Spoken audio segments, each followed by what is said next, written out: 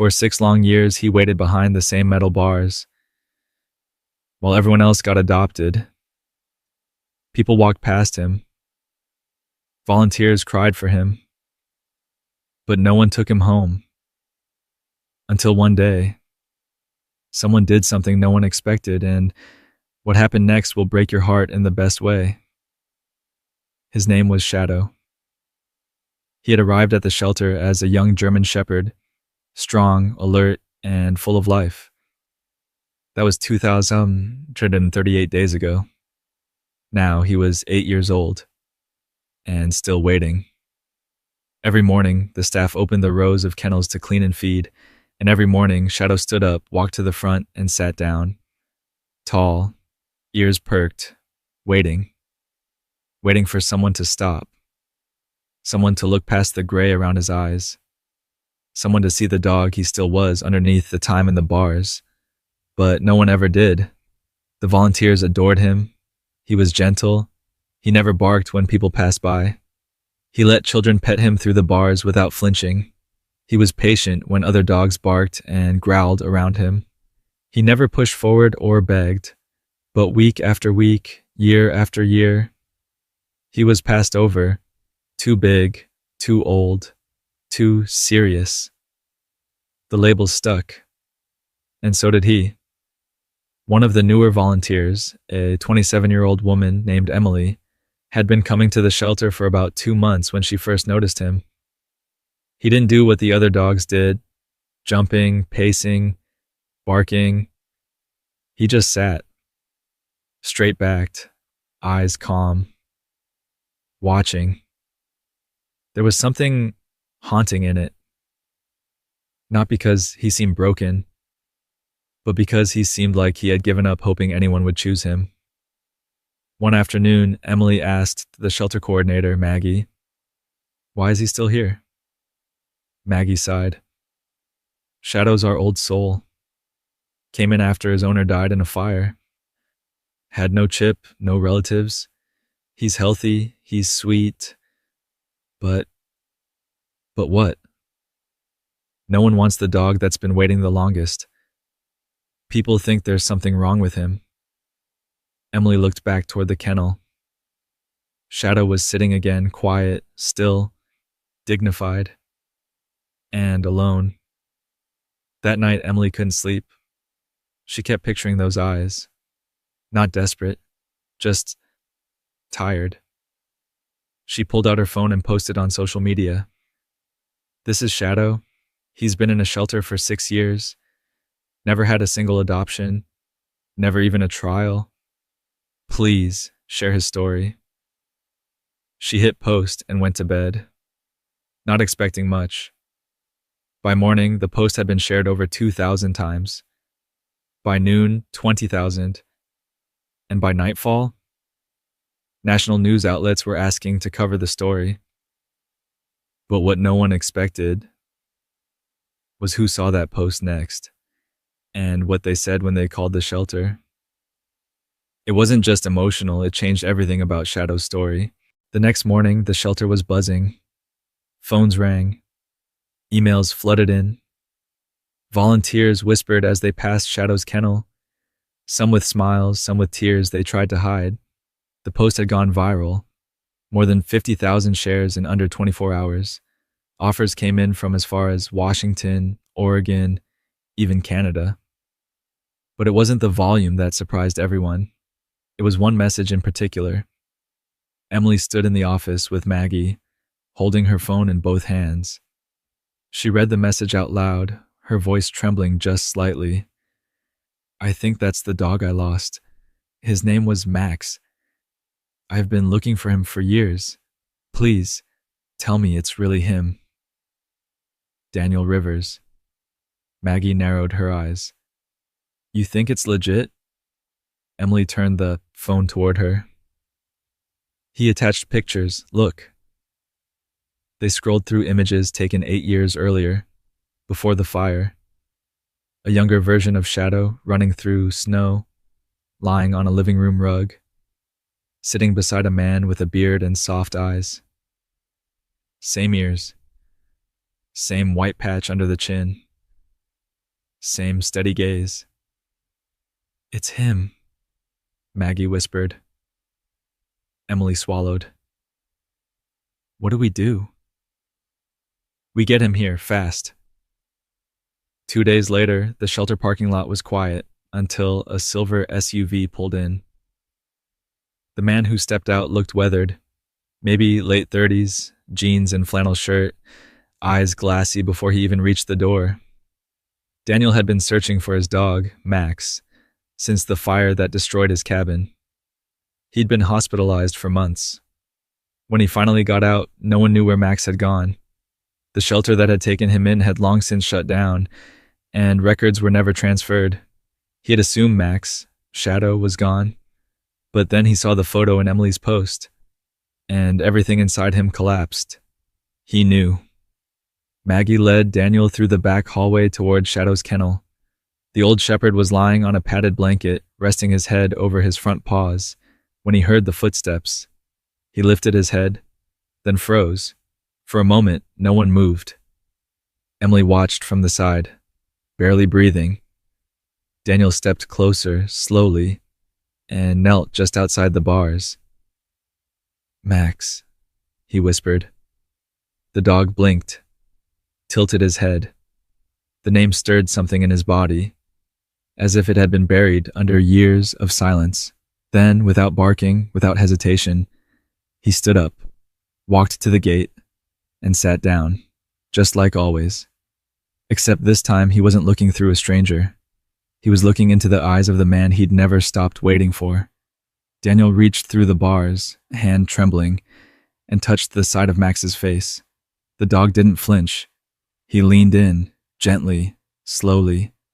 And then, a sound escaped Max's throat, a soft, shaky whimper.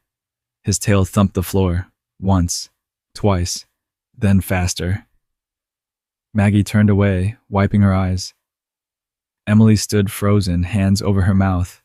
Daniel's voice cracked. "I thought you were gone." Max nudged his nose into Daniel's chest, breathing him in, recognizing what 6 years hadn't erased. Home. That afternoon, the adoption papers were signed. No questions, no waiting period. Not this time. Everyone in the shelter lined up to say goodbye. Staff, volunteers, even other adopters who had followed the story online and showed up just to see him leave. Shadow, now Max again, walked proudly beside Daniel toward the front door, tail wagging, steps sure. As they reached the exit, Max paused, turned around, and looked back down the hallway he'd walked for 6 years, then turned forward and walked out. Into the sunlight, into freedom, into everything he thought he'd lost. But what neither of them knew was that Max's story wasn't over. Because once he was finally home, he would do something that would leave Daniel, Emily, and everyone who followed his story absolutely speechless. The first few days back home were quiet. Daniel lived in a small, cozy rental house just outside of Boulder, Colorado. Nothing fancy, just a fireplace, a couch, and a few framed photos from a life that had once been full and then torn apart. Now it was full again, with paws padding across wood floors, with water lapping in a bowl, with the sound of a sigh before sleep. Max had claimed the living room rug within minutes, as if it had always been his. Daniel couldn't stop watching him, not obsessively, just in awe. The way Max moved, the way he scanned the room before settling in, the way he followed Daniel with quiet steps, like he was still making sure it wasn't all a dream. Sometimes at night, Daniel would wake up and find Max curled at the side of his bed, eyes open, breathing slow, as if he was guarding something or someone. One morning, after a walk along the creek, Daniel decided to visit the old cabin site for the first time since the fire. Max sat in the back seat of the SUV, calm but alert. The closer they got, the more Daniel noticed the shift. The ears perked higher, the eyes narrowed. The memories were heavy. When they arrived, the ruins were barely visible, just blackened boards and moss covering the past. The land was quiet now, peaceful. Daniel stepped out. So did Max. But he didn't walk forward. He stopped and stared toward the edge of the forest. Daniel followed his gaze. "Max?" he said softly. The dog didn't move. He was locked on something, then he took off. Not in panic, in purpose. Daniel called after him, heart racing. He followed Max down the slope, through bramble and brush, until they reached a narrow clearing by the creek.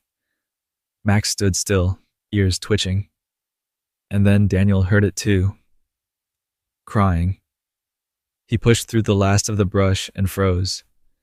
There, curled near the base of a fallen tree, was a child. No older than 4, shoes muddy, jacket torn, face red from cold and fear. Max approached slowly, crouching low, tail wagging gently. The child whimpered, then reached out, and Max let her touch him. Daniel moved in fast, pulling off his jacket. "Hey, sweetheart," he said gently. "It's okay, you're okay now." She didn't speak, just clung to Max's fur.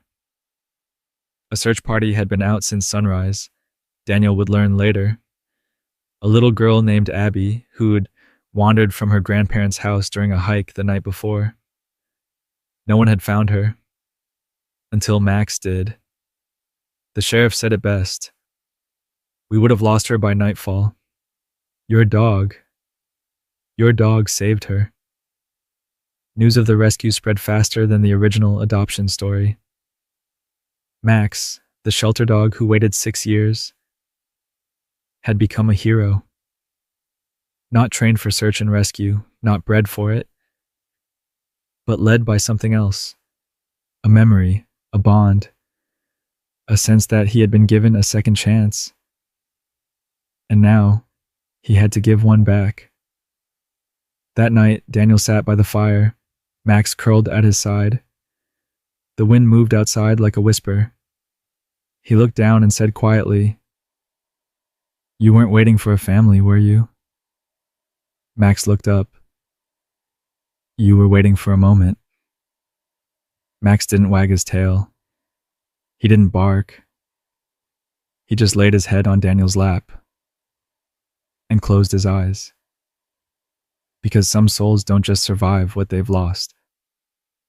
They rise and carry others out of the dark with them. But there's still more to come. Because Emily hadn't forgotten Max, and what she was about to offer him would open a whole new chapter in his life. 3 weeks after Max rescued little Abby, the phone at Daniel's house rang. It was Maggie from the shelter. She was breathless with excitement. "You're not going to believe this," she said. "Emily's here. She wants to see Max again." Daniel didn't even hesitate.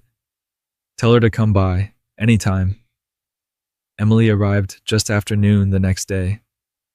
She stepped out of her small car wearing jeans, a gray hoodie, and eyes that were already welling with emotion before she even knocked on the door. Daniel opened it slowly. They didn't speak right away. They didn't need to.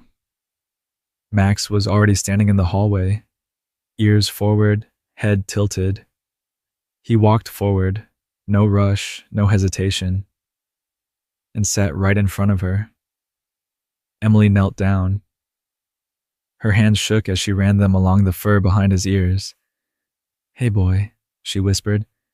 "I knew someone would see you. I just didn't think it would happen like this." Max leaned into her, eyes closed, tail sweeping softly across the floor. Daniel watched the scene quietly, arms crossed, jaw clenched against the wave rising in his chest. They sat for over an hour. Emily told stories from the shelter, how she used to walk by his kennel and whisper things like, "You're worth it," and "Hold on." She told Daniel how she posted his photo that night, not because she thought it would go viral, but because she couldn't live with herself if he died in that cage. And then she said something Daniel didn't expect. I want to start something, a project, a program. I don't have a name for it yet, but I want to help dogs like Max, the ones nobody sees, the ones that wait for years and don't get a second chance. And I want Max to be part of it. Daniel blinked. What do you mean? Therapy visits, school talks, shelter visits, a story that travels. People listen to stories like his, they remember them. She hesitated. I know it's asking a lot, but I believe he was meant for more than just being saved. He was meant to show people that it's never too late. Daniel looked at Max. The old shepherd lay calmly at Emily's feet, looking up at her with the kind of patience that only comes from someone who's seen the worst and chosen to stay soft anyway. Daniel took a breath and nodded. Let's do it. The first visit was to a middle school. Emily and Daniel stood in the auditorium as 207th graders listened to the story of a dog who waited 6 years in a shelter and then saved a life. Max lay quietly beside Daniel's chair until the Q&A. That's when a boy in the front row raised his hand and said, "How did he know where to find the girl?" Daniel didn't answer.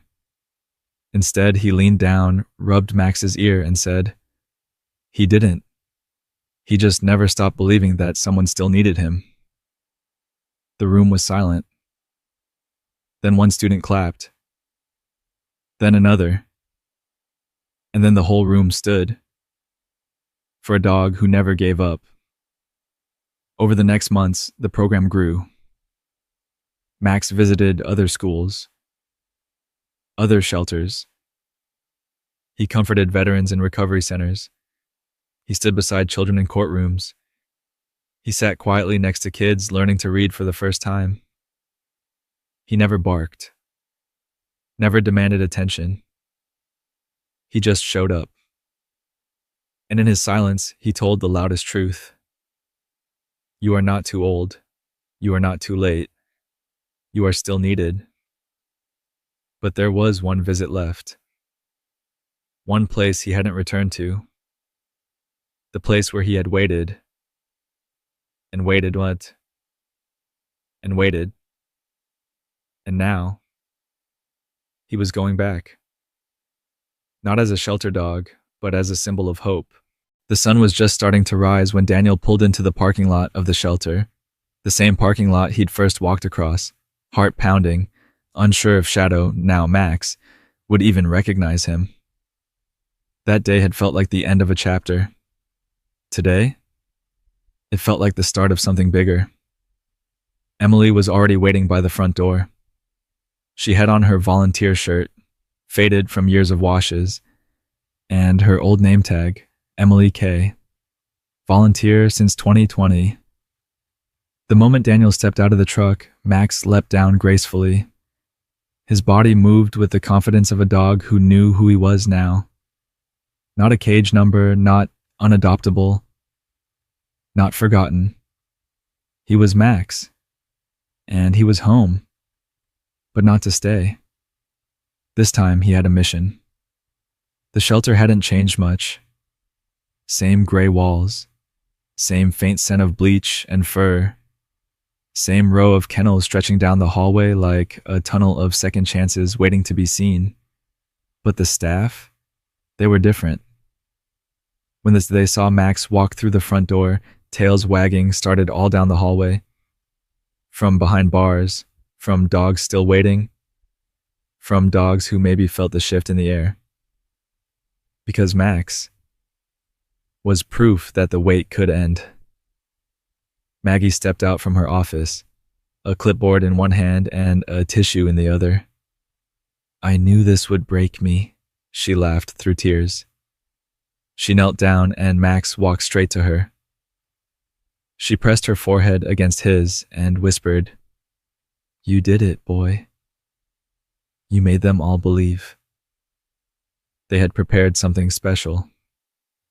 Emily led Max and Daniel to the end of the hallway. There, where his old kennel used to be, was a glass panel display. A plaque above it read, Shadow, now Max. He waited 6 years, and then changed lives forever. Inside the display were photos of Max over the years, behind the bars, in the news, with Abby, at the schools, with Daniel, and at the center, his original ID tag, Cage S12. Emily reached into her backpack and pulled out a brand new tag. This one read, Ambassador, Max, from Shelter Dog to Hope Giver. Daniel fastened it gently to Max's collar. Max wagged once, then sat beside the glass panel, calm and still, just like he had so many times before. Only now, the people passing by weren't strangers ignoring him. They were visitors stopping to read about him. They were children kneeling to wave. They were new adopters, asking if they could meet the dog who waited. And Max didn't flinch. He let them come. He let them touch. He let them cry. Because he understood. This place was no longer a prison. It was a beginning. And he was its proof. Later that day, Max did something no one expected. As Emily gave a small speech in front of the staff and visitors, Max stood up, left Daniel's side, and walked to one of the nearby kennels. Inside was a shy, scared-looking pit bull mix named Benny, who had been returned twice. Max sat down outside the kennel, didn't bark, didn't move, just waited. And within a few minutes, Benny crept forward and placed his paw on the gate, the same way Max had once done for Emily. The shelter coordinator wiped her eyes again. I think he just picked the next one, she whispered. By sunset, Max was back in the truck, head resting on the armrest between the seats. Daniel looked over and whispered, You ready to go? Max closed his eyes, his tail tapping once, a soft yes. That night, Emily posted a photo. Max sitting in front of his own display. The caption read, He came back to show them it's possible. Max doesn't live in a kennel anymore. He lives in hearts. The post reached over 1 million people in less than 48 hours. Donations poured in, more adoptions followed, and dogs who had been waiting for months or years finally went home. Because one dog had waited longer and made it mean something. But Max still had one final journey to make. One last chapter he had to close. The place where he was born, and where his story almost ended, before it ever began. It was a quiet Sunday morning when Daniel opened the drawer and pulled out the old manila envelope. The edges were worn, corners bent from years of being moved but never opened. Inside was a printout he had avoided for nearly a decade. The fire report. One address circled in red. 781 Franklin Hill Road. The cabin that burned. The place he once called home. The place where Max was born. The place where he was lost. And now, the place that they would return to. They drove in silence for over an hour. The road curved up into the hills, narrowing into a gravel path swallowed by overgrowth. Daniel hadn't been back since the fire. What was once his sanctuary had become a scar on the map. Max stood in the back seat, nose pressed to the cracked window, tail still, alert, as if he knew. When they reached the gate, Daniel got out and walked up the old path. Max followed, slower now, ears flicking in every direction, tail low but not tucked. The cabin was gone. In its place, a clearing. Some of the foundation stones were still visible. A blackened chimney still stood crooked, like a broken tooth in the middle of the earth. The air smelled of pine and moss and old ash. Daniel crouched and touched the ground. I thought you died here, he whispered. Max didn't respond. He just sat beside him. Then, he stood up and walked. Daniel followed as Max made his way toward the edge of the clearing. He sniffed, paused, then turned sharply toward a thicket of trees. And there, hidden by brush and vines, was something neither of them expected. The old training shed, still standing, roof partially caved, door leaning on one hinge. Inside, Daniel had once kept food bins, toys, training cones, and Max's first collar. He pulled the door open slowly. The smell of smoke and rot rushed out.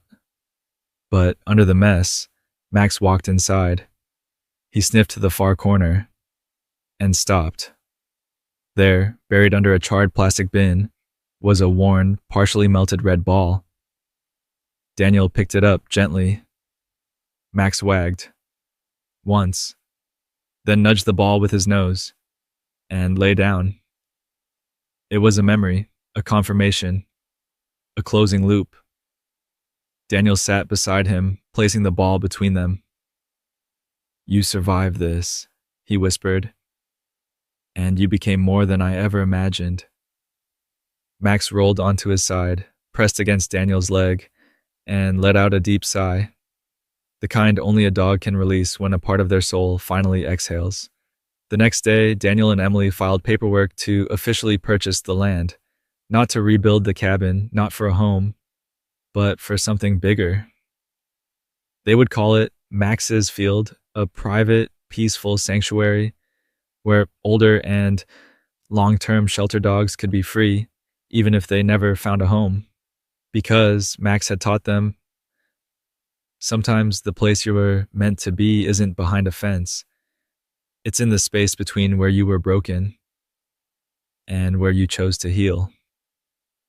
In the weeks that followed, the story spread again. Volunteers signed up to help clear the land. Builders offered to donate fencing. Children wrote letters to Max, thanking him for saving Abby, for waiting 6 years, for showing the world that even the forgotten can become the unforgettable. And one evening, just before the first foundation stone for Max's Field was laid, Daniel sat in the grass beside him. You ready to let others rest where you once broke? Max leaned his head on Daniel's lap and closed his eyes. Yes. But there was still one final chapter left to write. One final visit. Not for Max, but for someone else who never stopped loving him. The first letter arrived in a plain white envelope, no return address, just a postmark from Vermont and a shaky handwritten label, to whoever has Max. Inside was a folded sheet of paper and an old photo. Max as a puppy, no more than 6 weeks old, licking peanut butter from a little girl's cheek. Daniel sat on the porch, reading slowly. His name was Bear when I had him. My dad surprised me with him on my 10th birthday. We were best friends for 2 years. Then my parents split. We lost the house. I lost Bear. I've looked for him ever since. When I saw him on the news, I knew it was him. I don't need him back. I just needed to know he's okay. Thank you for giving him the life I couldn't. MS. Daniel blinked away tears. He looked at Max, now curled in the grass nearby, watching birds flicker through the sky. People don't just remember you, he said aloud. They carry you. More letters followed. From shelter volunteers, from former staff, from a man who said he'd nearly adopted Max 3 years earlier and had never forgiven himself for walking away. From Abby's mother, who now took Abby to a local rescue every Saturday to read books to the dogs. Each letter had one thing in common. Max had changed something. In someone. Forever. Then one day, Emily arrived at Daniel's home carrying a box. What's that? He asked. She placed it on the porch table and opened it carefully.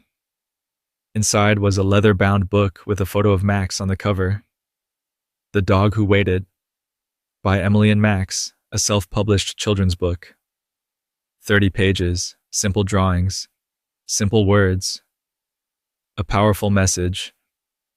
Sometimes the dog you pass by is the one who will save your life someday. Daniel flipped through the pages slowly, then closed the book and hugged her. Hard. That weekend, Max made his final public appearance. At the opening ceremony for Max's Field, children ran through the grass, Old shelter dogs lay under the shade of trees. A plaque was unveiled. Max waited 6 years. Now no dog will ever wait alone again. Max sat beside the stone, still, peaceful, whole. That night, back home, Daniel sat on the floor beside him. "Can I tell you something?" he whispered. Max lifted his head. "I thought I was rescuing you," he smiled, "but you were rescuing me all along." Max passed away quietly 3 weeks later. No pain, no fear. Just a breath in, a breath out, and a life that had given more than it ever took. But his story didn't end there, because Max's field grew. Emily's book reached classrooms across the country. The shelter's adoption rate tripled. And Daniel? He still sat on the porch every morning. Not in grief, but in gratitude. Because Max had taught the world something beautiful. You are never too old, never too broken, never too forgotten to become someone's hero. If Max's story touched your heart, remember, every shelter dog is waiting for a moment like his. You can be the one who gives it to them. Subscribe to the channel, like this video, and share it with someone who believes in second chances. Together, let's make sure no dog waits forever.